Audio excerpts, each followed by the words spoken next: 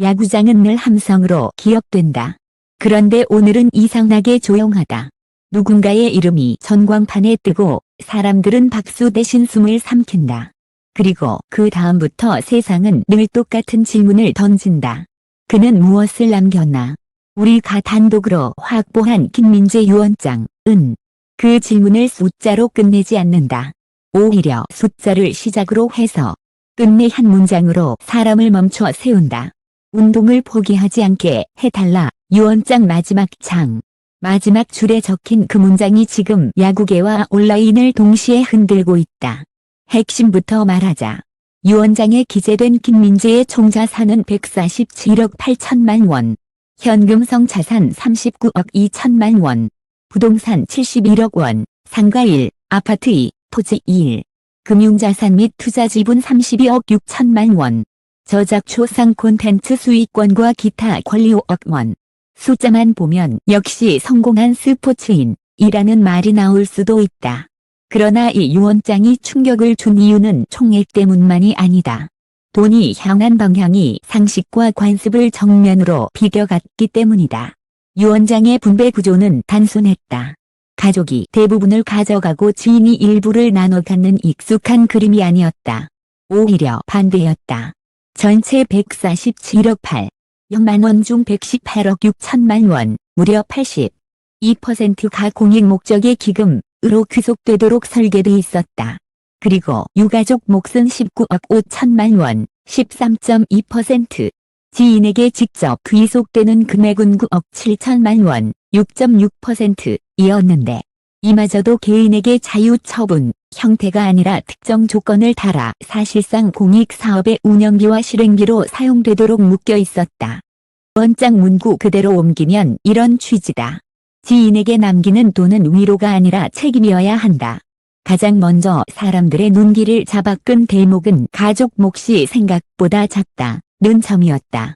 유언장에는 배우자에게 12억 원, 자녀에게 각 3억 7,500만 원씩 총 7억 5천만 원이 배정돼 있었다. 합산 19억 5천만 원. 유언장은 이 배분에 대해 이렇게 설명한다. 가족의 일상과 안전은 지켜야 한다. 그러나 내 이름으로 남는 돈이 가족만의 울타리가 되면 야구가 내게 준 빚을 갚지 못한다. 여기서부터 분위기가 확 바뀐다. 유언장은 가족을 외면한 문서가 아니라 가족을 최소 보호한 뒤 바깥으로 확장한 문서에 가깝다. 그래서 반응이 갈린다. 누군가는 감동을 말하고 누군가는 냉정하다고 말한다. 그러나 누구도 무심하게 넘기지 못한다. 이유는 분명하다. 이 문서에는 돈보다 사람이 더 많이 적혀 있다.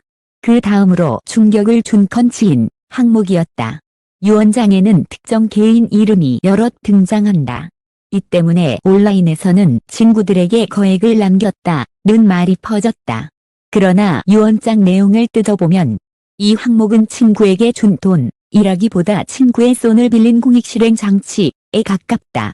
지인에게 배정된 총 9억 7천만 원은 5명에게 분산돼 있으며 각 금액은 1억 2천만 원, 억 4천만 원 수준이다. 그런데 공통 조건이 붙는다. 지정된 목적 외 사용 금지, 기금 운영 참여 의무, 연의회 이상 집행 내역 공개, 운영위원회 회의 참석 및 의결 참여. 개인이 돈을 받아 편히 사는 구조가 아니라 오히려 돈을 관리하고 집행하라는 책임을 지는 구조다. 지인들은 상속을 받은 게 아니라 프로젝트를 떠안은 셈이다. 그 프로젝트의 이름은 민재 드림 베이스 프로젝트. 유언장에 명시된 대표 기금이다. 총 64억 원이 프로젝트로 들어간다. 목적은 단 하나. 운동을 사랑하지만 조건 때문에 포기하는 청소년 청년 지원. 세부 항목은 소름 돋을 만큼 현실적이다. 장비 지원 18억 원, 훈련대회 비용 지원 21억 원, 장학, 생활비 포함 17억 원, 재활의료 지원 5억 원, 멘토링 및 지역 클리닉 운영 3억 원. 문장 하나가 아니라 설계도까지 남긴 유언장이었다. 장비 지원 항목에는 구체적인 물품 목록이 붙는다. 야구 글러브, 배트, 스파이크, 보호대, 포수 장비, 동계 훈련용 러닝화, 개인 트레이닝 기기, 그리고 방식까지 적혀 있다. 개인에게 소유로 주지 말고 학교 클럽 지역협회와 연계해 대학 관리 시스템을 만들 것, 중고 거래로 흘러가는 걸 막고 다음 아이에게 이어지게 하라는 뜻이다. 장 한 페이지가 거의 운영 매뉴얼에 가까웠다. 훈련대회 비용 지원 항목은 더 날카롭다. 진학을 앞두고 포기하는 케이스를 최우선으로 선정. 교통비와 숙박비 때문에 원정 캠프를 못 가는 선수 우선. 전국대회 출전 기회가 한 번뿐인 선수에게 단기 지원. 그가 현장에서 무엇을 봤는지 그대로 드러나는 문장들이다. 재능은 많지만 기회가 부족한 아이들이 어디서 꺾이는지 너무 정확히 알고 있었다. 장학 항목은 아예 시간을 돈으로 사는 구조다. 파이트를 줄일 수 있도록 생활비 장학 포함.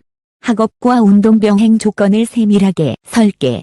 학기별 평가 시 성적만 보지 말고 출석 훈련 참여 건강 회복 등 종합 평가. 단순히 공부 잘하는 아이를 뽑는 장학이 아니라 운동을 이어가기 위해 버티는 아이를 살리는 장학이었다. 여기서 끝이 아니다. 유원장에는 또 다른 기금이 있다. 부산 유소년 스포츠 연대 기금 27억 원. 야구만이 아니라 축구, 농구, 배드민턴, 육상 등 지역 기반 종목까지 포함한다. 그 이유는 짧다. 야구는 내 삶이었지만 스포츠는 누군가의 삶을 바꾼다. 이 기금의 핵심은 지역 불균형 해결이다. 섬산간 지역 이동 지원, 야간 훈련장 조명 개선, 동계 실내 훈련 공간 확보 같은 항목이 들어가 있다. 사람들은 여기서 다시 한번 멈춘다. 이런 디테일은 책상에서 나오지 않는다. 현장에서만 나온다. 그리고 세 번째 기금이 결정타다. 부상선수 재활 브릿지 펀드 18억 6천만 원. 운동선수가 다치면 꿈이 아니라 집이 먼저 흔들린다. 치료비가 부담돼 재활을 포기하고 그 포기가 곧 은퇴가 된다. 유원장은 그 악순환을 끊으려 한다. 수술 후 6개월 재활비 지원. 재활 기간 동안 학업생활 유지 비용 일부 지원. 심리 상담 프로그램 연계. 돈으로 사람을 강하게 만들 수는 없지만 사람이 무너지지 않게 시간을 벌어줄 수 있다는 믿음. 그 믿음이 금액으로 적혀 있었다. 그렇다면 왜 유가족 몫은 상대적으로 작게 남겼을까? 유원장은 이 질문을 피하지 않는다. 정면으로 쓴다. 가족은 내 삶의 시작과 끝이다. 그러나 내 이름으로 남는 돈이 가족만의 담장이 되면 내가 현장에서 본 아이들의 눈을 다시 마주할 수 없다. 그리고 이어지는 문장. 내가 받은 사랑은 가족이 지켜준 것이고 내가 진 빚은 사회가 만들어준 것이다. 이 문장이 공개되자 반응은 두 갈래로 쏟아졌다. 땀이다. 와 가족이 동의했을까? 가 동시에 터졌다. 여기서부터는 사실과 감정이 섞이기 쉬운 구간이다. 그래서 우리는 유원장의 형식에도 주목한다. 공증 절차와 집행 구조가 문서 내에 명확히 적혀 있고 집행자, 유원집행인으로 전문 법무법인이 지정돼 있으며 기금 운영의 감사를 위한 외부 회계법인 지정 조항까지 들어가 있다. 말로만 기부가 아니라 실행을 담보하는 구조다. 유원장이 감독문이 아니라 계약서처럼 보이는 이유가 여기에 있다. 지인 항목에 이름이 올라간 사람들 역시 받는 사람이 아니라 하는 사람이 된다. 유원장에는 이들에게 요구되는 의무가 적나라하게 적혀 있다. 기금 집행을 게을리할 경우 권한을 박탈하고 자녀 재원을 지정 단체로 이관한다. 사적 이용이 적발되면 즉시 법적 조치를 진행한다. 상속이 달콤한 선물이 아니라 무거운 짐이 되는 순간이다. 그래서 유원장이 더 현실적이고 더 충격적이다. 그리고 마지막 장. 사람들이 화면 캡처로 가장 많이 공유하는 부분이 있다. 짧고 무겁고 단순하다. 운동을 사랑하지만 조건이 없어 포기하는 사람에게 한 번만 더 기회를. 다음 줄은 거의 유서에 가깝다. 나는 그 기회를 야구에게 받았다. 그 문장 하나가 많은 사람을 무너뜨린다. 왜냐 하면 우리도 알기 때문이다. 누군가의 기회는 언제나 누군가의 손에서 나온다. 부모의 손, 코치의 손, 그리고 운 좋게도 사회의 손.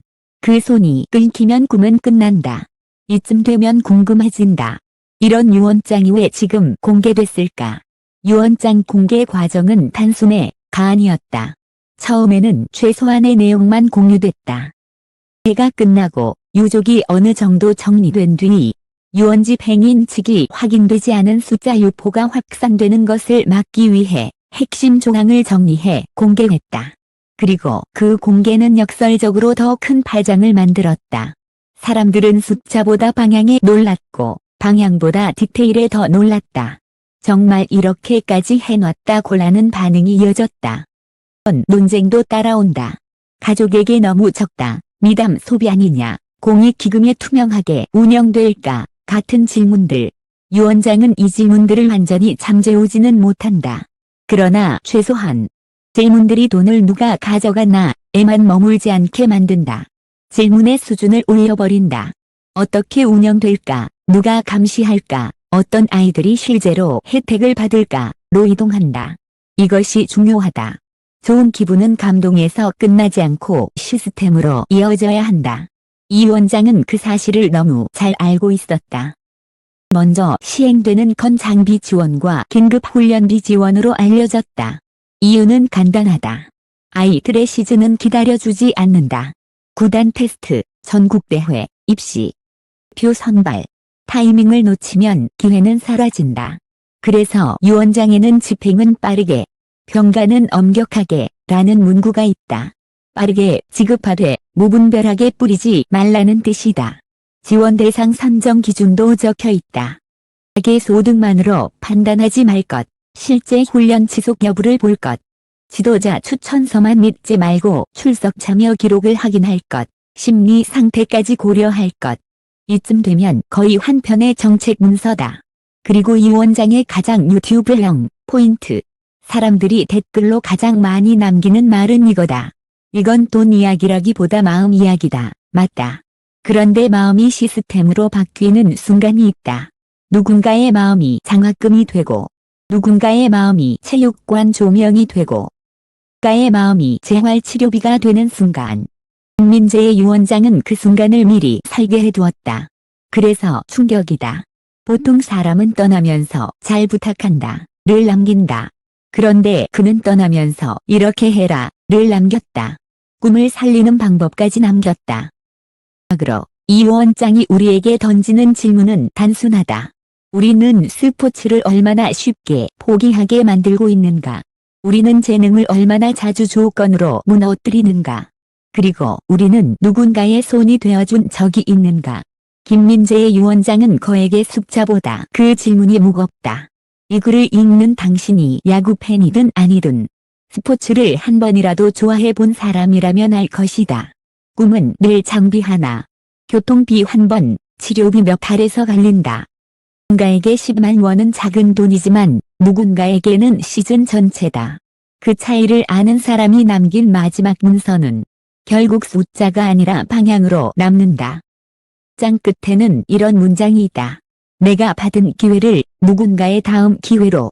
그리고 그 아래 작은 글씨로 덧붙인다. 가족에게 미안하다는 말은 남기지 않는다.